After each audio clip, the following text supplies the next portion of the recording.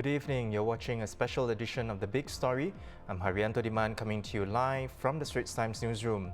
News just in, the multi-ministry task force for COVID-19 has responded to comments about whether there has been reduced testing for foreign workers. It said that the rate of testing has not slowed down. There have been some comments that we have reduced the testing of migrant workers, leading to a drop in the number of COVID-19 confirmed cases. Let me say that this is not true. Our testing capacity for migrant workers is about 3,000 a day. We have not reduced it.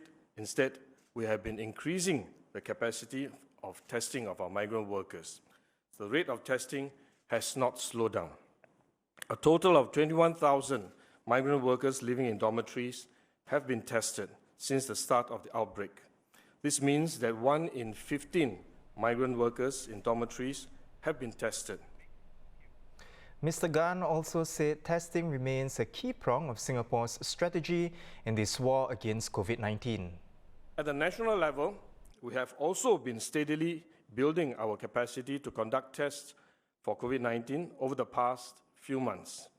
Compared to conducting an average of 2,900 cases a test previously, we are now able to conduct more than 8,000 tests per day, and we will continue to expand our capacity. Today, we have already put in place targeted testing for selected groups, for instance, to ensure the essential workers move out of dormitories are free from infection, or for staff of institutions such as nursing homes, where there is close contact with our seniors. We intend to gradually expand testing to a wider pool of essential workers in order to ensure the continuity of critical functions and services. This is also important as we start to open up after the circuit breaker measures.